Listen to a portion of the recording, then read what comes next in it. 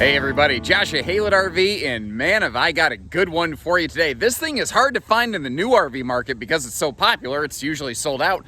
We've got a just over 9,300 pound Eagle 30.5 CKTS coming in on trade, and it is beautiful. It's absolutely deserving the phrase like new. Got the farmhouse decor, all power jacks, double air conditioner factory installed, so you got dual centralized ACs on this beauty. It has opposing living room super slides with all of the windows over here on the door side of the RV, giving you a good look at your campsite instead of the neighbors, where I might be sitting there sweating without a shirt. Whew. I think if it weren't for the fact that there's a couple things like a throw rug in the living room, I think we could have parked this out on a new RV lot, and I don't know that half of my sales team would have been able to tell the difference. This is fantastically well kept. They actually they had this all loaded up when they got here, and they unloaded their this Eagle RV into their new Eagle RV. So whenever I see brand loyalty like that, I always like to point it out because it says that they must have really had a good time with this. This RV was, I call it Hakuna Matata, a problem-free philosophy. It's something that treated them very nicely. But this is, I mean, you got the big open living space. That's a hide-a-bed in the back there. And those side stands, by the way, have household and USB plugs. But if you're noticing, like whether it's that sofa, if it's around this wall-hugging theater recliner right here, there's just all of the windows in the world over here on the door side of the RV. I forgot to close that. That was supposed to be a special little surprise for later in the video, but hey, whatever, we're doing it live. Now, I try. I go out of my way sometimes on a used RV to find something that's not correct, so you know we're not just fluffing it up for you. That shade right there, that is the one shade that didn't want to hold itself up. Everything else in this is absolutely ship-shape. There's two fold-away guest chairs under the master bed that we're going to see. Those were never used.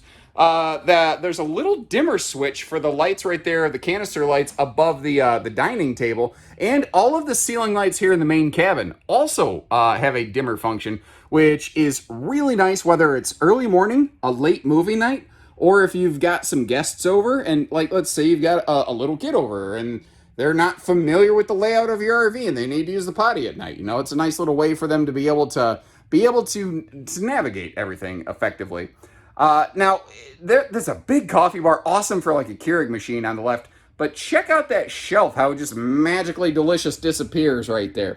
That's called the Mervin Shelf, named after the guy that first kind of came up with it. 13 cubic foot, gas electric, two-way refrigerator freezer. So if your RV loses power, it'll just kick over to electric mode. And then if you regain power, it'll, if you lose power, it'll kick over to propane. There we go. If you regain power, it will kick its way back over to electric. And as we work our way around here, we get ourselves back to that storage over the sofa, which you already kind of got to see, and I sort of shot myself in the foot on. Whoops. Wait a minute. We didn't look at the island, did we? It won't take us long, but we are going to leave no stone unturned, no cabinet unopened, no dad joke uncringed. Is that a thing? On the way upstairs here, notice in the entry door, it does have a full shade for the viewing window. I had to consult with my service manager, though. I asked him why it looked like this, and together, our professional combined opinion is that the shade's a little jacked up. When you pull it all the way down, it looks fine. When you push it up, it bunches up funny. It's just one of those annoying things, I guess. Handy little remote control here, though, for the slides, the awning, and the power jacks. It's still the default 4 zeros.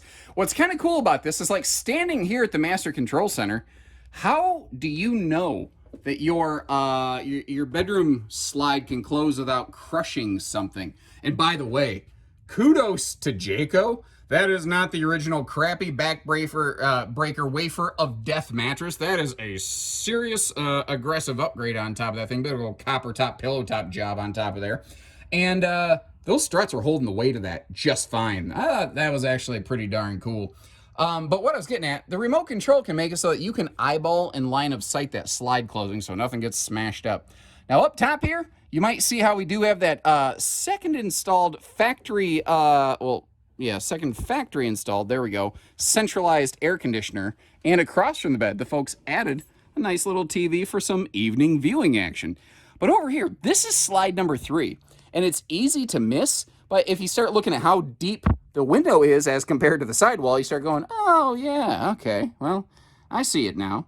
So if we take a look at there and open all that up, what's kind of cool is that's where our dresser space and our closet space is going to be.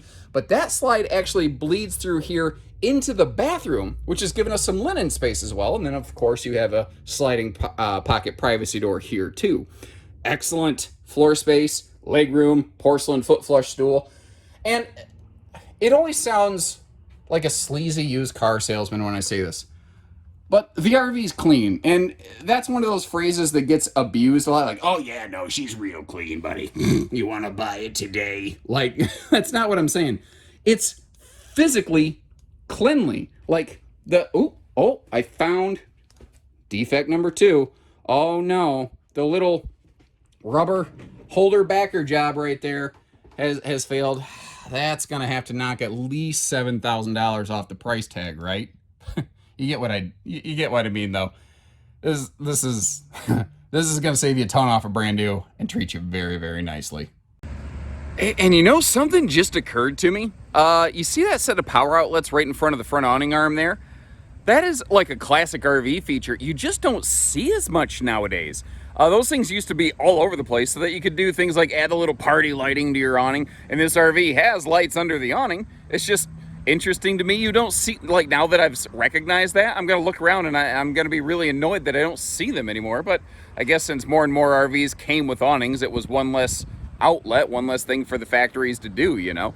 Now down here where you're going to have your picnic table under the awning, right next to this, the steps, you've got your outside speakers. That is really cool because it lets you keep the volume way, way down. Now, under that super slide, you got them Goodyears, baby. 87 mile an hour rated, American made, and all of the windows over here on the door side of the RV. You might notice these are sliding style windows, not tilt open frameless windows. So these are going to get you more airflow when you're camping in the spring and the fall months.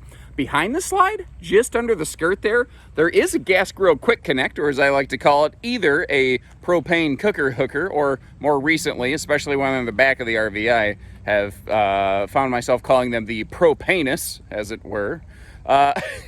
Eagle HT that we're looking at here. This was the first mainstream fifth wheel to standardize the inclusion of, I don't know, I guess you call it a towing package, but a 3,000-pound towing hitch with safety chain hooks and a 4-way wiring harness, so that, you know, you can have lights on a little trailer or even a cargo pod. It doesn't necessarily have to be just a trailer, you know.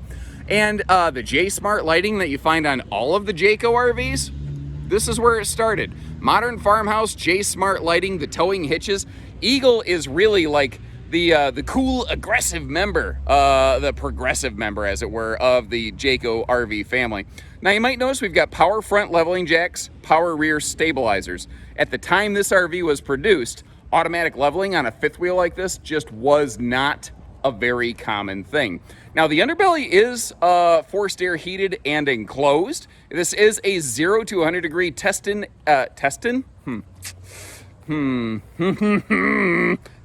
and proven. There we go. Tested is tested and proven, I think, mashed together. I'm not sure. All I know is that I'm going to wrap this up and climb up on the roof. And buddy, this roof looks good. This roof looks very good. Cool thing on these air conditioners, I actually credit Eagle with a lot of the reason a lot of the brands do this today. It's dual 15,000 air conditioners.